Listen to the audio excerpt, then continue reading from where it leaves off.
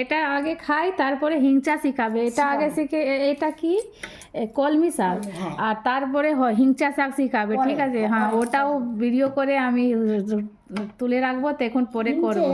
হ্যাঁ এরকম আগা আগা কেটে, হ্যাঁ দেখো কেটে বেসন যেমন বেগুনি করে, বেগুনি খাও তো, করে খাও না খাওনি? হ্যাঁ বেগুনি খাই, ওই যে বেসনে করে বলছো তো, বেসন চাল করে বাটা দিয়ে। এরকম করে নিয়ে নেবে, নিয়ে তেলে ছেড়ে দিবে, ঠিক আছে। দিলে মড়মড় মড়মড় কি মজা লাগে, হ্যাঁ হেভি টেস্ট। ওকে তো বলছো সিদ্ধ করে করতে, না ওটাও হবে, আবার সিদ্ধ করে এটাকে ভালো করে সিদ্ধ করবে, দিয়ে প্রেসার কুকারে দিয়ে ঢেলে দিবে, করবো নি, প্রেসার কুকারে দিয়ে দেবো, একবারে গলে যাবে। সেইটাই। আর এই কড়াতে সিদ্ধ করলে একটু ভালো করে ঢেকে সিদ্ধ করে নিলে, ভালো করে সিদ্ধ করবে, তুমি তো বুঝতেই পারবে সিদ্ধ হয়ে যাবে। হ্যাঁ শাক তো এমনি। শাকটা একটু শক্ত লাগে, হলেও সিদ্ধ করে নিলে নরম শাক। আচ্ছা ওটা ভালো করে চিবড়ি নিবে, একটা খাও তারপরে আবার দেখাচ্ছি, ভুলে যাবে সব। হ্যাঁ ভালো করে চিবড়ি নিলে, চিবড়িয়ে আলাদা করে রাখলে, আর ওই আলু বেগুন পার করে রাখলে ওকে মাখবে কি দিয়ে, ওই পেঁয়াজ ভাজা লঙ্কা ভাজা, এতে পোস্ত দেওয়ার দরকার নেই, পেঁয়াজ লঙ্কা ভেজি ওই রকমের যেরকম এই শাকটা যেরকম করবো সেইটা সাদাতে একটু কাঁচা মানে সরষার তেল কাঁচা দিই, ঝাঁঝি লাগে, ওটাকে একটু দিয়ে দিবে, আচ্ছা দিয়ে মাখবে, মেখে খাবে, লবণও দিবে পরিমাণে। এটা উপকারী শাক, তোমরা তো অনেক শাকই খাও, অনেককে শিখাইছি সব খায়। তুমি শিখিয়ে দিবে, আমি খাবো, বলে তুমি শিখাবে, বলে তো মাসিমা দিয়ে যাও দারুণ টেস্ট, সুন্দর ভালো লাগে। এবার তোমাদের নতুন কি লাগবে জানি না, সবসময় তো একই রকম শাক খাও, ওই জন্য তো তোমাকে শিখাইতে হবে না, শরীর প্রোটিন হবে, এত ক্ষমতা কোথা থেকে? ও সে এই বয়সে মানে তুমি ওই দুটা ব্যাগ নিয়ে নিয়ে ঘুরছো, না বা ওই 4 তলা 3 তলা উঠে এই শাক খেয়ে খেয়ে না।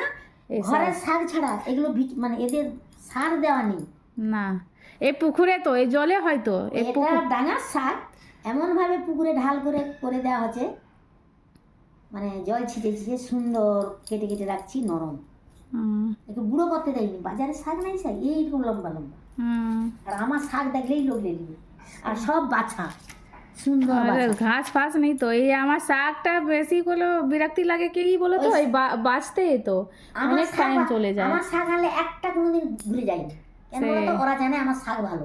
হ্যাঁ এই বাছা শাক থাকলে ঠিক আছে, কিন্তু ওই বাঁচতে তো অনেক টাইম চলে যায়। সুন্দর করে বেছে দেই আমি, কিন্তু 2 টাকা বেশিও লইনি, বাজারে যেমন দাম সেই দাম দিই, এই জন্য কেন ওরা ভালোবাসে যে মাসিমা তোমার শাক খুব সুন্দর।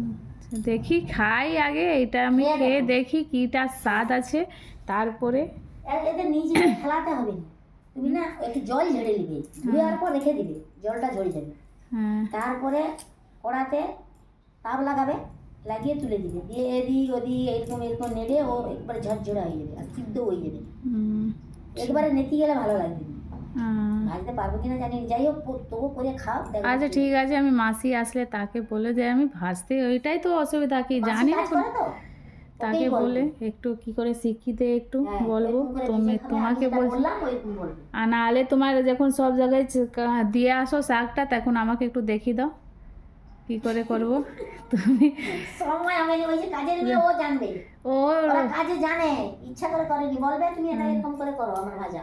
আচ্ছা দেখি করলে ঠিক আছে, নালে রাখবো, থাকলে তো বলে দিতাম, নালে আমাকে আমাদেরই তো ওরা শাক ভাজতে পারে, সেও হ্যাঁ তোমাদের উপরে গায়ে দিতে হবে, হ্যাঁ হিংচা খেতো নি, যা শিখাইছি বলে মাসিমা হিংচা দিয়ে যাবে, কে উপরে ওই যে বাবু গেল, আচ্ছা চারতলা ওই দিকে, আচ্ছা সে আবার হিংচা কোনোদিন খেতো নি। তুমি সবাইকে শিখিয়ে দিচ্ছ, আমাকেও শিখিয়ে দাও, তাহলে তো খাবো, তাহলে তো নিবো। ওই বেসন দিয়ে হিংচাকে ভেজে মড়মড় করবে, খেতে কি মজা। ঠিক আছে, বেসন দিয়ে ভাজি, হিংচের হয় না, হ্যাঁ কি চপ, হিংচা চপ, হ্যাঁ সেই ঘরে করে খাই আমরা, কোনোদিন বাইরে খাই না। ও হিংচা চপ তো কি করে করো, আলু টালু দিয়ে করো তো? না, তাহলে শুধু একে ধুয়ে নিবে, ওই বাজারে তো আলু থাকে তো? না থাকে না, হিংচাতে আলু দেয়নি, তাহলে এই আলুর চপ আলাদা, এইখানে কি বানাবো, চপ ফপ বানাবো হিংচে টিংচে, ওইটাই তো, তুমি তো ফুচকা করো তো, ফুচকা করবো না, এটা করবো না, এটা করবো, কত করবো। তুমি ফুচকা কোথায় দিয়ে এলো?